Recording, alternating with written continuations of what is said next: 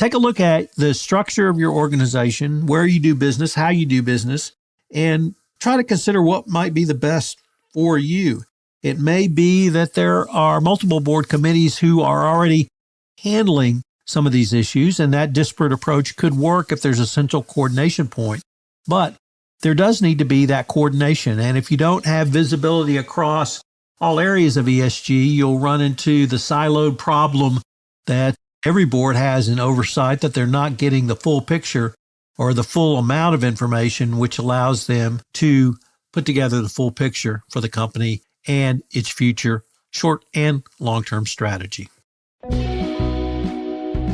ESG has exploded into compliance and business consciousness in 2021. Join Tom Fox, the voice of compliance, on the ESG Report and learn about sustainability risks, opportunities, and issues that business leaders and compliance professionals need to know about regarding ESG. In this episode of the ESG Report, I want to take a look at the role of board and management and their responsibilities in ESG governance. I was inspired by an article by Jurgia Ashley from Thomson Hein and Randi Van Morrison from the Society of Corporate Governance, which was published last week on the Harvard Law School Forum on Corporate Governance. Role of the board of directors regarding ESG is, as with all obligations of the board, oversight. ESG has a broad set of issues ranging from human capital and compensation to climate change, environmental, deforestation, water and waste management to supply chain. Obviously, some of these issues are interrelated and many are still evolving. There is no consensus right now on key topics or issues encompassed under the ESG categories, but this really gives you the opportunity as the ESG professional or the compliance professional to stake out your own ground.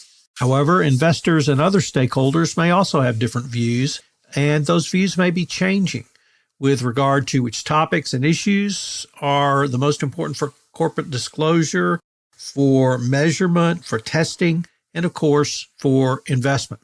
ESG issues may also vary on a wide variety of other factors, company specifics, where do you do business, your industry group, your size, your operations, and frankly, your business model. So what's the role of ESG in a franchise operation?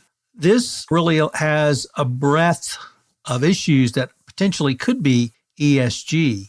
Obviously, at this point, there's a lack of investor consensus on preferences and priorities, but I would say they want to see some demonstrable and verifiable results, although this area is continuing to evolve, and determining how board oversight of ESG issues should occur is also not only changing, but it can be a challenge. ESG issues are frequent discussions in a wide variety of places in the corporate setting, including boardrooms with increasing frequency. And many companies are considering enhanced board oversight and indeed management responsibility for business-relevant ESG issues.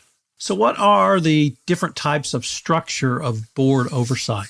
Well, the authors make clear that there's no one-size-fits-all approach for allocating ESG responsibilities among board and their committees, and the delegations of responsibilities, of course, can change over time.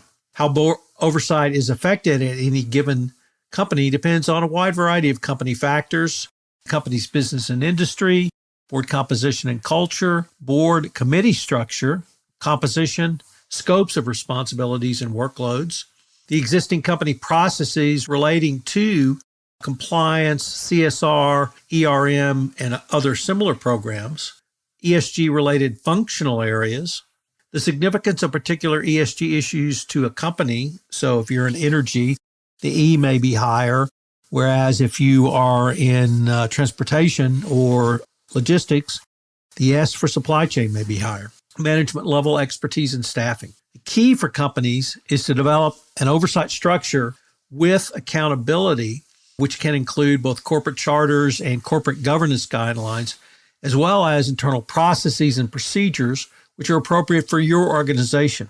That's certainly going to be something that every compliance professional has heard, and indeed something that you practice in your compliance program. It should be appropriate for your company. Companies should then develop corresponding disclosures to inform investors and all stakeholders as to how the board is overseeing these issues and the oversight supported by appropriate documentation and processes. So what are some of the ways to allocate ESG oversight responsibilities within a board? Well, board oversight of ESG can be with the full board, an existing board committee, or a newly formed dedicated ESG committee. It can be shared by the full board and one or more committees or other committees covering ESG issues within their charter mandates. Companies can use a variety of these approaches, even absent a process to allocate ESG oversight responsibilities. Existing boards can often oversee some ESG-related matters or even components of them. Companies should select the approach that is most effective for them based upon some of the factors we discussed above and some additional factors. Company examples could include a potential spectrum of approaches to oversight of ESG issues. And in some benchmarking data in companies, it can be difficult to distinguish whether the oversight of ESG issues should be within the full board or committee or something different. Most companies allow their board to retain ultimate oversight over ESG issues, just as they do if there's a compliance committee or indeed audit committee at a board. So what are some of the approaches that we've looked at, or authors suggest you consider? Well, number one is the full board. Since an effective ESG strategy is aligned and incorporated with the company's long-term business strategy, many boards may retain primary oversight for sustainability at the full board level. This full board approach may be particularly suitable for smaller companies or smaller boards with a limited number of independent directors who may serve on all board committees. Although this approach can raise the profile of ESG within a company, the board may not have sufficient time on its agenda to examine the depth of ESG issues, and every compliance professional probably understands what it means to go from a 1-hour meeting quarterly to 45 minutes to 30 to even 15 minutes. So that can be a problem. Usually, however, companies employ a mix of the full board and committee oversight, which may consist of, for example, standing committees retaining continued responsibility for discrete matters until they are delegated to other board committees. This approach is selected. The aim should be that the full board focus on the most significant ESG matters, with board committees undertaking areas relevant to their oversight. So, for instance, the audit committee could take on compensation, perhaps HR, and even compliance. ESG can be assigned to an existing board committee, and it may be more effective to delegate oversight of ESG to such a committee.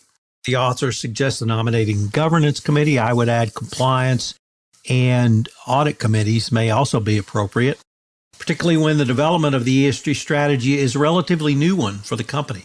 If this undertaking is significant, it could really increase the work at that committee level. However, this approach can help integrate ESG considerations into business functions, particularly when those issues are not directly linked to short-term reputational, financial, or risk considerations. There are companies that use this approach, and they're changing the names of those committees in a way that signals their responsibility. So, for instance, you could have an ESG committee. Other companies have maintained sustainability-focused committees, and this could certainly be an additional option for you. Another approach would be to create a new board committee. And here, a standalone committee to oversee sustainability or ESG is another option that companies may wish to consider. This this approach could provide a forum for regular and in-depth discussions of ESG, but may present the risk of separating ESG from broader business, finance, and strategic discussions, and I would add perhaps even compliance. A standalone sustainability or ESG committee needs to be structured to include chairs from other representative committees, compliance, audit, perhaps compensation, nominating governance, or risk committees, so that you have a broad spectrum of not only viewpoints, but approaches that you can take. By having one committee rather than multiple committees, this approach can streamline board reporting on ESG matters and facilitate coordination across committees.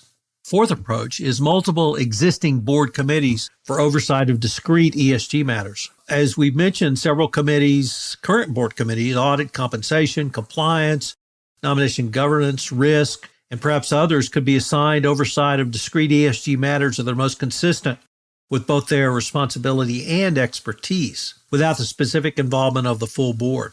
Allocating responsibility to such a committee with the expertise and knowledge could provide or improve, rather, effectiveness of the board oversight.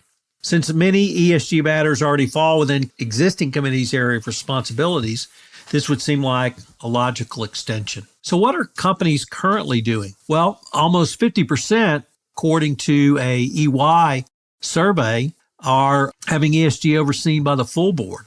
1% has a compensation committee, 8% has the audit committee, 10% have other board level committees, and then 20% to the nominating and governance committee. So you can see from this survey that there is a wide variety of approaches that have been taken. So let's maybe flip it around a little bit. And how about reporting up to the board? Well, this, I think, is a question that many compliance professionals have struggled with or are struggling with. So I think the first thing to do is assess your boards of directors' ESG competencies. And much like with the new wave of Caremark decisions out of the Delaware courts, boards need to adequately inform themselves to address, assess material issues around ESG. And although the expertise of a board on a particular ESG topic can be gained through study, at some point directors will need to be trained on their role in oversight of ESG matters. Some companies choose to add directors with specific areas of expertise in ESG, any of the prongs, ES or G, and companies should consider ways to enhance their ESG competence, according to SEC Commissioner Allison Heron-Lee. So all efforts can include incorporating ESG considerations into their nominating process in order to recruit directors that can bring ESG expertise to the board. Training and education are going to be key. What about ESG topics and metrics to share with the board? Once again, ESG metrics are determined to be most significant to the company, should be reported to the board. ESG-oriented presentations to the board show a progress against established targets, meaning you have to set some metrics and then you have to report against those metrics, and they have to be verifiable. You certainly don't want to be accused of greenwashing. And there's a breadth and scope and distinctiveness of potential ESG topics. Unfortunately, there's no uniform template for or dashboard for ESG issues or metrics. What about frequency of reporting to the board? Once again, there's no single approach which has gained favor or is the correct approach as to how often management should report on ESG issues to the board. Practices vary on company size, board oversight structure, management staffing, et cetera, et cetera, et cetera. And indeed, even the different E, S, and G prongs may likely warrant a different reporting process and cadence of reporting. Nevertheless, it's clear the authors believe a regular reporting cadence is important in light of the director's fiduciary oversight. At many companies, the full board receives the overall ESG strategy and investor engagement and communications at least annually. This will be, I think, something that compliance professionals are very familiar with. Discrete ESG issues such as climate change, DEI, human capital, ethics and compliance, supply chain, sourcing, etc., may have different cadences and may be reported on more often. When a specific board committee is delegated more detailed oversight of the company's ESG strategy and may be reported, and of course there can be more meetings around the specific topic. So the bottom line is there is no one right answer or one right way for a board of directors to oversee ESG. It appears at this point nearly 50% of all companies that at least PwC surveyed, or rather EY surveyed, have the full board overseeing ESG.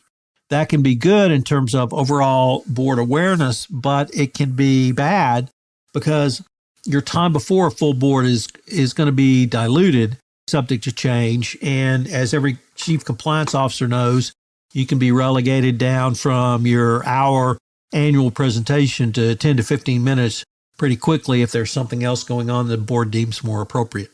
So take a look at the structure of your organization, where you do business, how you do business, and try to consider what might be the best for you. It may be that there are multiple board committees who are already handling some of these issues, and that disparate approach could work if there's a central coordination point.